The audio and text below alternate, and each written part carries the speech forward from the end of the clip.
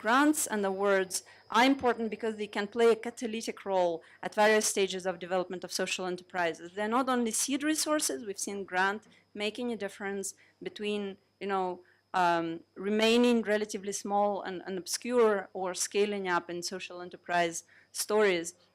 And we see them very actively engaging at various stages and promoting the financial sustainability of social enterprises. We also see a proliferation of various open innovation initiatives. Open innovation is one of the ways of surfacing ideas and then funding them in a competitive, transparent way. And in most cases, grant funding was most impactful when it was channeled through transparent competitive processes and often open innovation initiatives. We see there are quite a lot of examples globally. We also see quite a few from the World Bank Group where I work.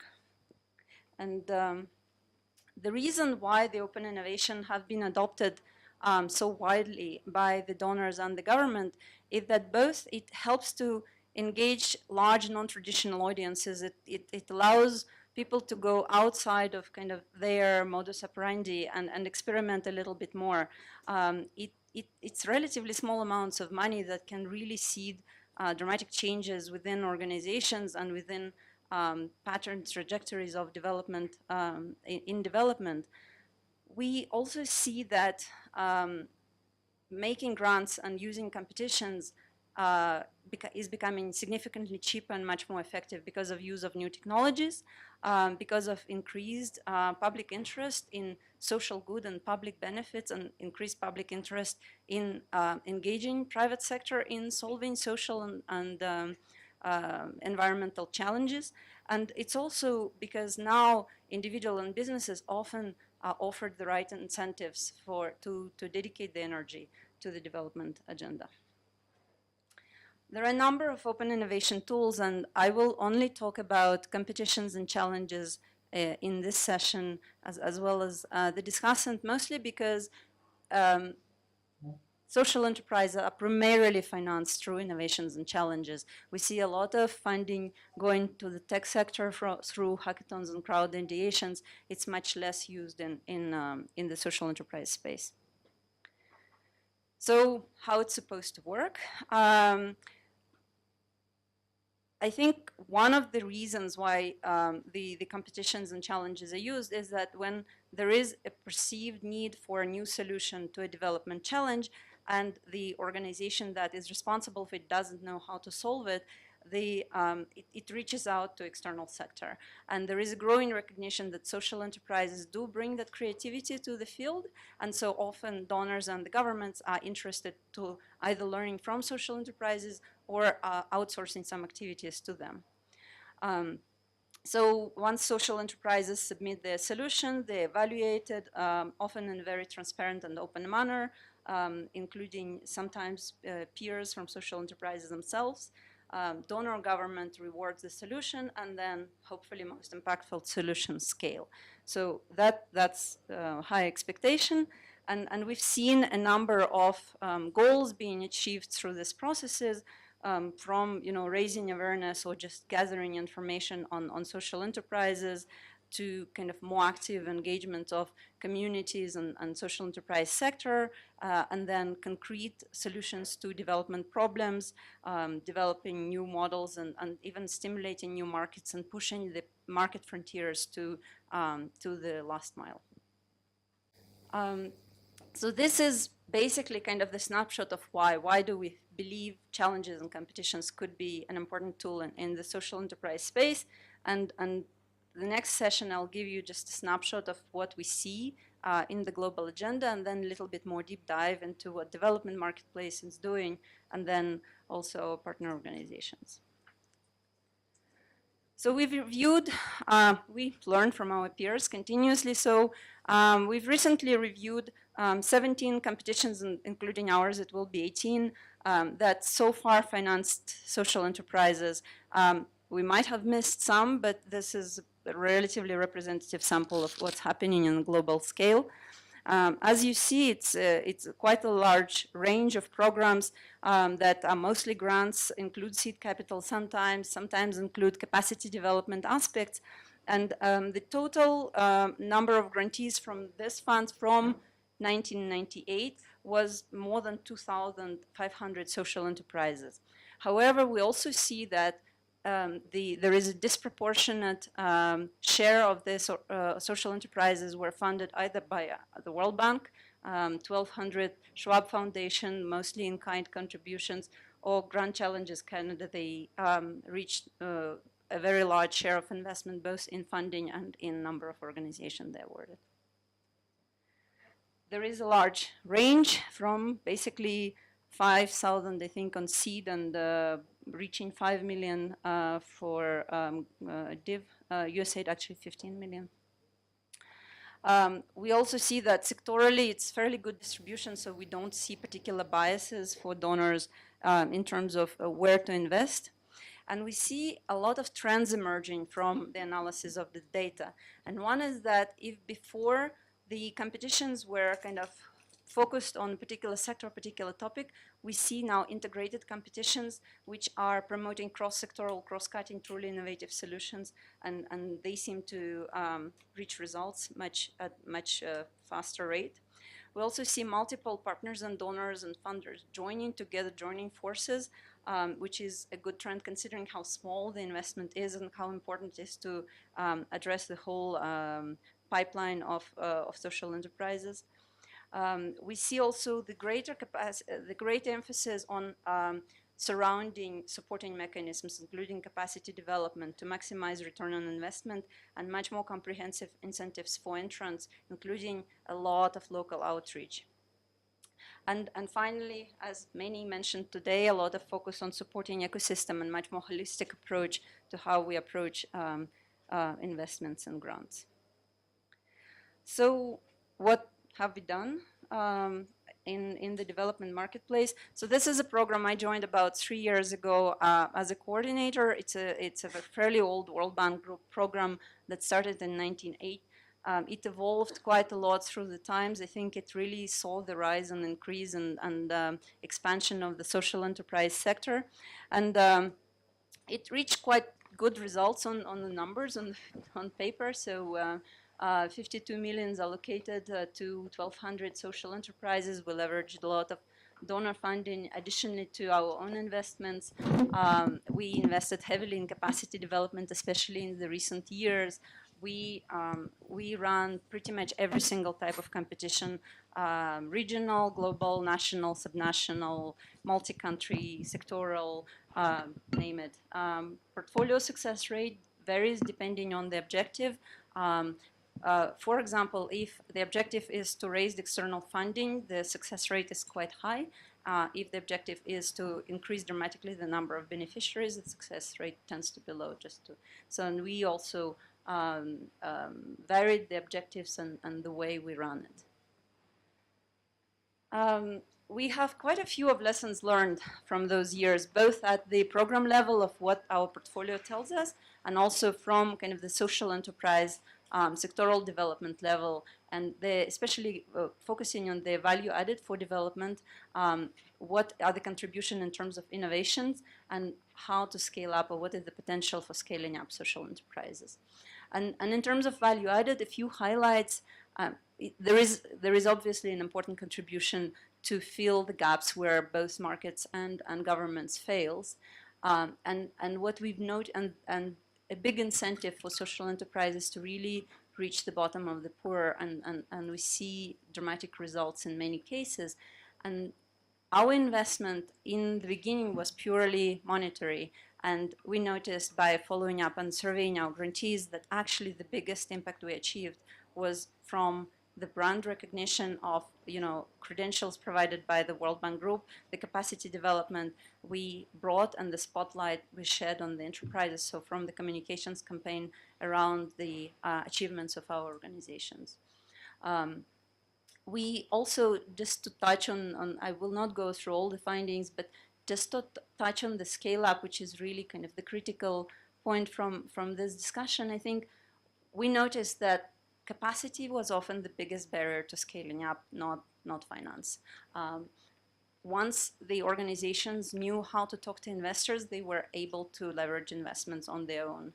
and grants were much less important for them than actually the capacity to talk to donors and the reputation that they were gaining through the competitions and awards. And scaling through collaborating with the government, even though it was very hard, was one of the fastest pathways to scale often. So at least for the cohort of our grantees that we've seen. We also learned quite a lot of results on our own program, and we reflected the finding of what our grantees needed and what the various ecosystem players were needed in the way we restructured our program over the years. And so the objective now for us is learning from social enterprises, and we are supporting them through both funding, mobilized through Banco, our partners, but also capacity development and support to the ecosystem. We're interested in the range, in the large range of models, both ranging from for-profit, not-for-profit, but we're definitely interested for them to be financially sustainable. Our clients and beneficiaries are both social enterprises and governments and ecosystem enablers. That's our direct clients. Through them, we have an indirect effect on both social entrepreneurs going beyond just our portfolio and also their customers. And so the way our model works is that we basically, the open innovation, the crowdsourcing, it's often one of the entry points only to engage with the social entrepreneurs. We find that once we surface the model that kind of connect with the objectives of the government clients and the broader development objectives of the country, we are able to also better support and learn from our social enterprise grantees, and we also are able to better connect them to the ecosystem players because we know they play an important part in the solution of development challenges. We have a very wide range of activities, both on the ecosystem. We are largely focusing on in-depth ecosystem diagnostics, which is more and more relying on the primary data collection because we see a lot of gap in knowledge of ecosystem space. Crowdsourcing platform that we now scale out to support partners and mobilize external resources more effectively. And so actually Anil is here to maybe you can make a few remarks about how we work with the Millennium Alliance and help to leverage that partnership. The capacity development, we have a range of tools, and one of the things I want to highlight, we actually, to scale, we started focusing also on e-learning, and we have now started training massively hundreds of social enterprises, and we see an increasing and huge demand for the certificate facilitated online training and see dramatic result there. And everything that we do builds into our evidence base, and we not only collect evidence on our own grantees, but we also connect to donors and partners to make sure that we understand the social enterprise agenda globally. And so that's our donors and partners are quite a few. And I will stop there, ask the discussant maybe to reflect on their experiences, and then I ask to be relatively brief so that we have time for an interactive discussion. And so while maybe during the discussions, if you can take the post-it notes that, Mariel, sorry, can you share those on the tables? And if from my presentation and the contributions of the panel, if you have any particular question that you wanted to discuss with your peers at the table, if you can put them down and then we'll collect them. We'll try to make sure that this discussion is as driven by your own questions as possible. And so we'll analyze them, and I'll try to actually put them up on the table so you can gather around facilitated table discussions in the second part of the session.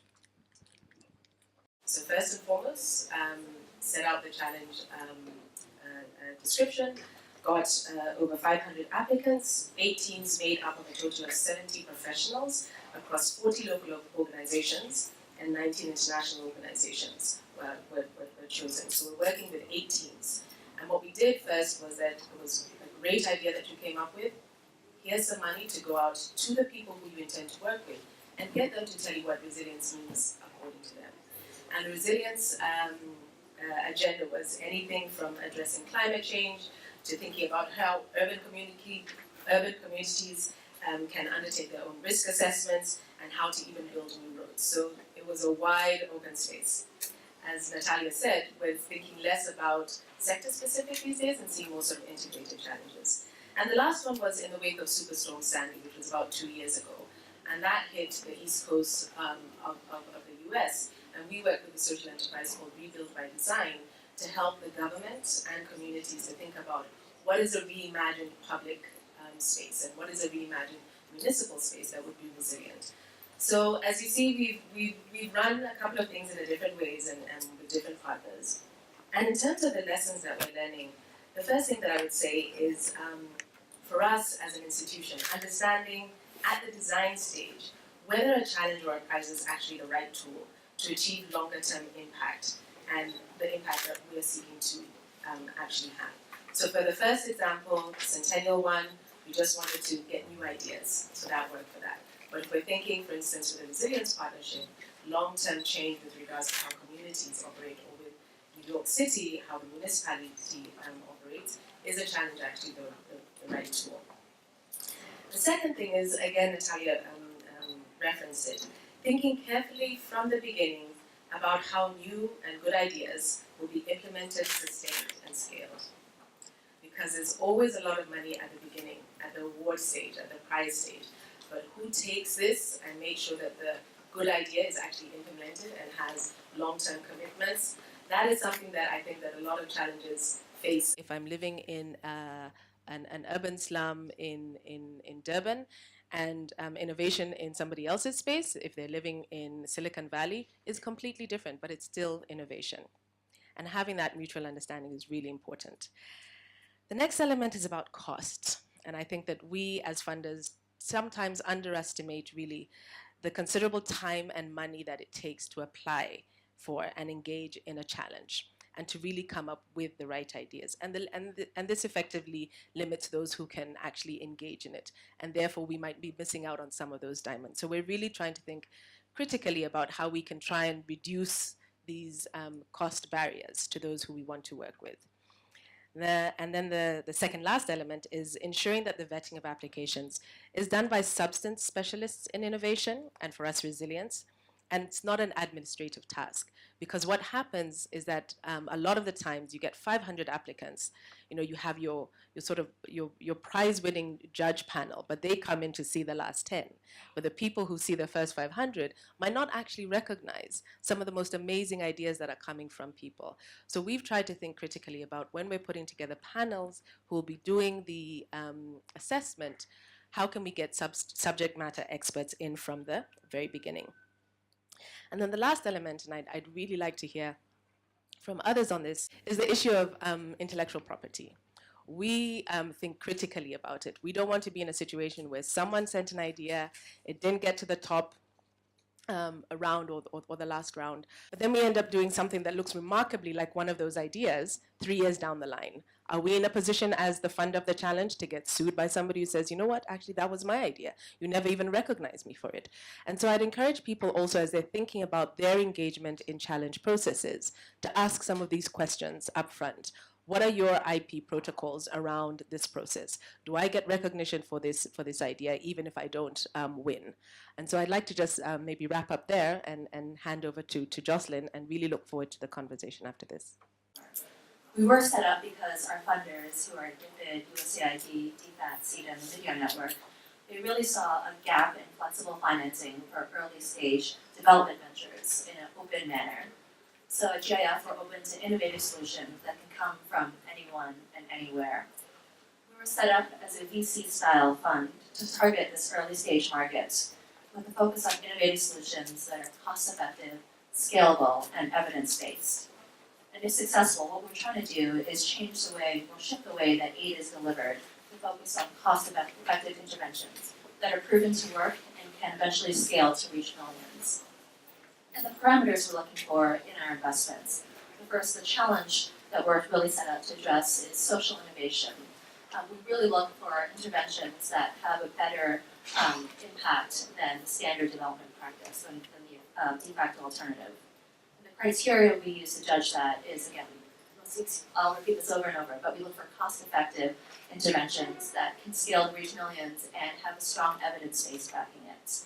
We're very open and flexible, so any sector, any geography, as long as the target beneficiaries live on less than $5 a day. And what we offer as a prize is flexible capital. So we're very flexible in the sense that we can do grants, debt, equity, we can do hybrid capital. We are very focused on early stage ventures, so pre-Series A, within 3 stages. So the first stage is a pilot stage. For that we offer anywhere from $50,000 to $230,000. And once you have a pilot and some traction, some evidence, we offer the test and transition stage, so up to $2.3 million. And then once an intervention has generated evidence and are looking to scale up to reach millions, we offer up to $15 million per investment. We are very outcomes focused. We have a very strong focus on evidence of social impact. So we look for interventions in which the theory of change is really backed by rigorous evidence of impact. And our investment process has specific stages, specific gating steps. At the end of the day, what we found to date is about 2 to 3% of all applicants receive funding. We do strive to be, as to your point, a very low cost, low barrier to entry application process. So if you go to www.globalinnovation.fund, you can click apply. Anybody can apply at any time. We have an open application window. And it's designed again to be very light touch. It's 4 pages written, 12-page slides, recycled materials you already have. And we can find anybody anywhere. So we're really trying to keep those costs to applying and engagement low. What we found is that the innovation can be in the intervention itself. So for example, a lower cost, more accessible way of delivering a poultry vaccine, for example, or it can actually be in the mechanism of delivery. So an example of this would be results-based financing, which is something we're very interested in. I think it's a great example of a cost-effective and flexible way of financing. And because of our flexible scope, we hope that we have unique scope to participate in things like SIDS and DIBs. And we're fairly new, but even in the slightly over a year that we've been in operation, there have been some key lessons that we've surfaced. So the first, in order to support innovation, it's very important to remain open and flexible, but while having these clear parameters that I just mentioned. So we very much strive not to be a prescriptive fund. We don't start out from sector-specific theories of change. We do recognize that innovation can come from anyone, anywhere. We're not trying not to silo the field. So we don't shut ourselves off. We don't have specific sector focuses or geographic focuses. And we try as much as possible to not to come in with a bias in what works and what doesn't work. We hope the evidence speaks for itself. And the second lesson we found is that it's critical to be very upfront and very transparent and clear about your timelines, your investment processes, and your expectations. Just because we are open to finding anyone, anywhere, doesn't mean that your application will be left hanging. We strive to have clear customer service commitments and to be a flexible, responsible funder. And some of the key questions that we've had and would really love your input on. The first is this trade-off between being very open and flexible and having this reach to we really love to have Southern entrepreneurs, people who are very engaged in local communities, people in rural areas who may not necessarily have access to internet. So we would love to figure out a great way to spread the word about GIF and the funding that we offer to scale innovative ideas. And having that message be reached out to local entrepreneurs. If you have any advice on how to get this message out, any partnerships, we're always looking for ways to get our message out, so please come talk to me. The second question that we have, one thing we struggle with is open and flexible. To your point, doesn't mean that we are experts in every sector. It's physically impossible. We're a team of, at the moment, 18 people, we're growing, but we're never going to be experts in every sector and every geography. But we do need to make sure the risks in our investments are diligenced and bounded. And as a result, we also incorporate external reviewers and external investment committee members fairly significantly in our process so we can benefit from their specific expertise. So again, we're always looking for experts in specific areas to serve as external reviewers and decision panelists, and would very much appreciate your help on those. And the third question, key area for help that we're looking for is, this tension between an open window for funding. So we fund via our online application platform, as well as meeting people at events such like this and other relationships we have. We fund in stages, so we fund anything from this $50,000 pilot to a 15 million scale deal. But what we have found is that quality scale deals are much harder to find via this online platform. It's just what the empirical evidence has shown. And so as a result, we very much appreciate referrals and partnerships. But we also have this mandate to be very additional with our capital. So we're not trying to fund what everybody else is funding. We recognize that capital exists and we're trying to be catalytic in some sense. So how do we balance between being open to entrepreneurs everywhere, but also funding at what we call scale, up to $15 million, and also having additionality as a fund? It's a pretty big question. It's one we struggle with every day. Any input would be much appreciated. I'm really looking forward to the conversations. Thank you. Results and impact of competition challenges. Who are the interested parties? I will facilitate very few. What are the pros and cons of using competitions and challenges? No? So, okay, let me ask that question. Any of you is interested in having an interactive discussions around tables with facilitators? Raise your hands if you are interested in having kind of a mini work group discussions. So it's about more than half of the room, so let's go with that. Then what are the key problems implementing competition challenges? And then the last question will be, would competition challenges be a good tool for scaling up or not? So basically, yeah. So that was my question, but I do agree with you. I think that will be addressed in number one. Okay, number one. So I keep it there. So basically, we have four. We can split. I think the number one had the highest number of hits. So Caroline, we can split it in between you and Anil, the strategic users. So those two tables are strategic users of competitions and challenges, and then these tables are M&E, pros and cons for using competitions and challenges, and the further one is what are the key problems and how you solve them. So just maybe take a minute to regroup if you're interested. If you're interested in anything, stay at the tables and we'll join you. Thanks. The return is cognizant of the fact the effort that you put in. So return for the level of effort, and both from the person running the competition and even the people who are applying. And even once chosen, basically that the post-winning or the post-signing deal, what happens thereafter, what kind of support you're going to get. And then basically the issues of partnerships. Sometimes you find that many actors working in silos, and therefore you find that you could find one guy going around and being taken credit of by different people for the same thing. So when you're looking at in terms of the solution, we are saying that we need to, for example, work with the local partners if you're based outside, work with the local expertise, and in some situations run events within the areas that you want to focus on. And in other cases whereby people don't know which competitions to go to, that's why people become more focused and more clear in terms of the kind of people you are looking for. Others have looked at when even choosing to choose the right people entering a competition. Some are even trying to introduce psychometric tests and even toy with the idea of even probably IQ tests, so that you're able to say, are you getting the right person that you want to participate in your program. But IQ was said maybe not now. In terms of creating an ecosystem, I think is how do you work together, partnering together, and even one of the things probably like having neutral networks that people can tap into and talk to each other. Thank you. You can see me for other ideas. How should grants or competitions actually do the outreach? Secondly, we discussed about how should grants such competitions should be evaluating the proposals. And thirdly, what additional support can the grants / competitions provide to social enterprises?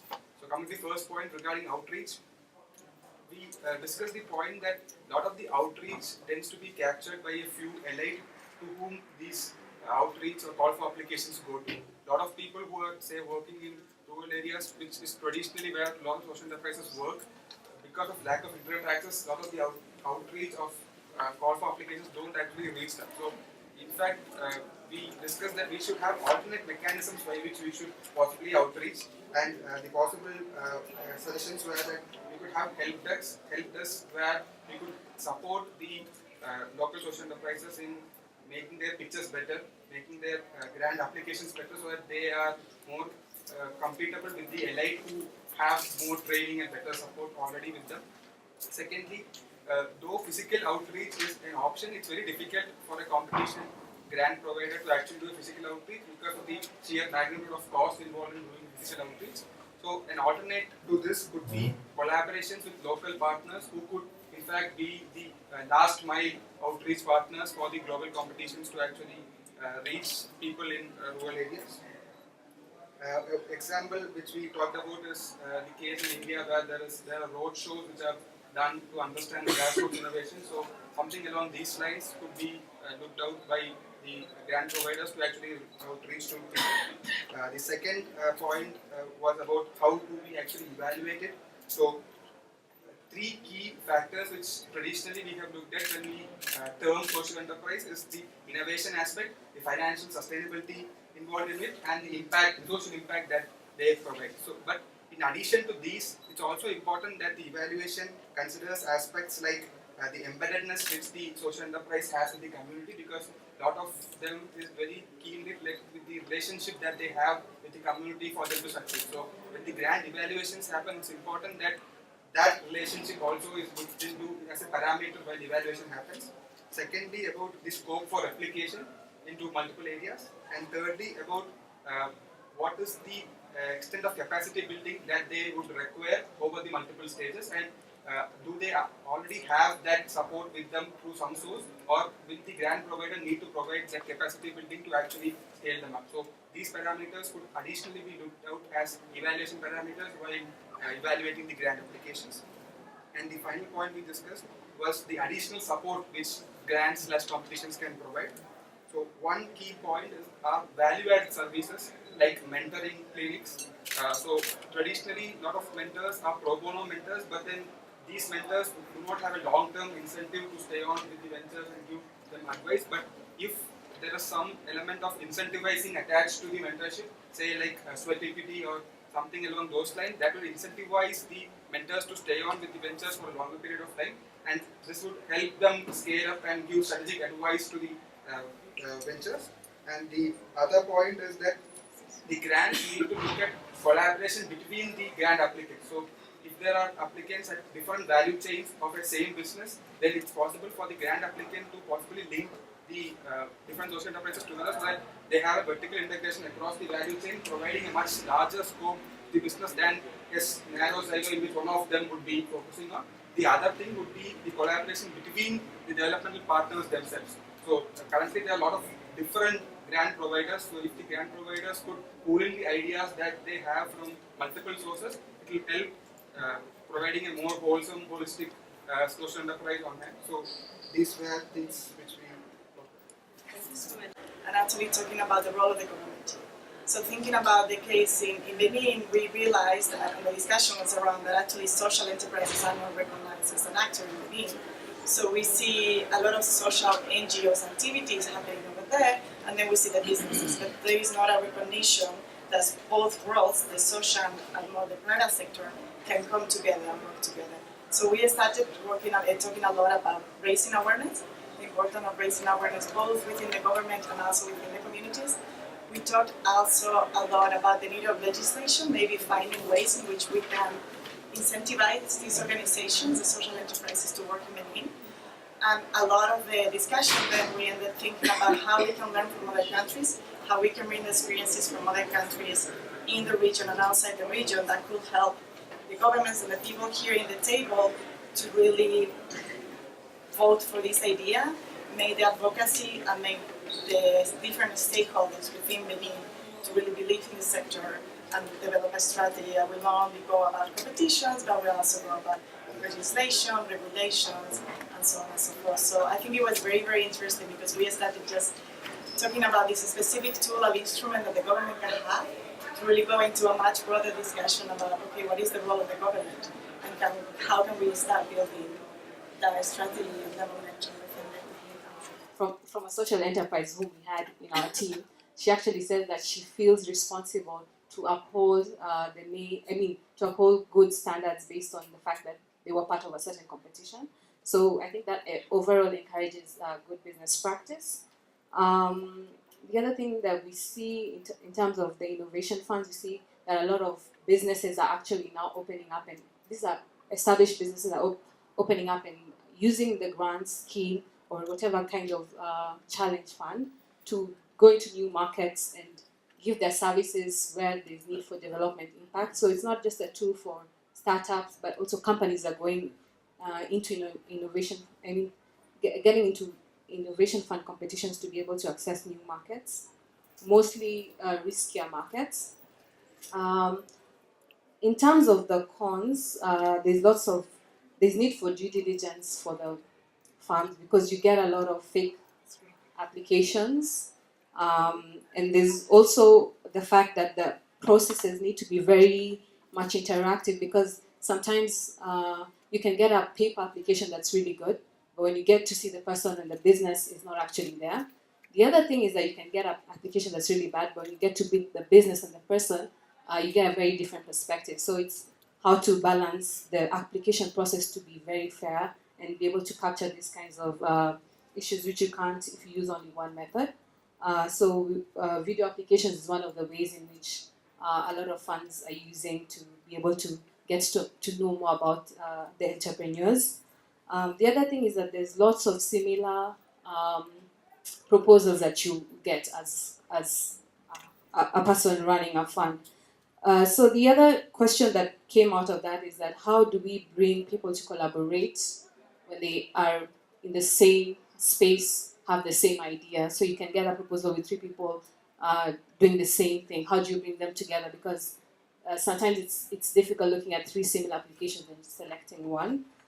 The other thing is you get a lot of social entrepreneurs being part of the same program. So you'll find this program, you'll see the same entrepreneur applying over and over again, which brings the need for more angel investors who are looking at who can fund the businesses, because a lot of them do that because they want capital.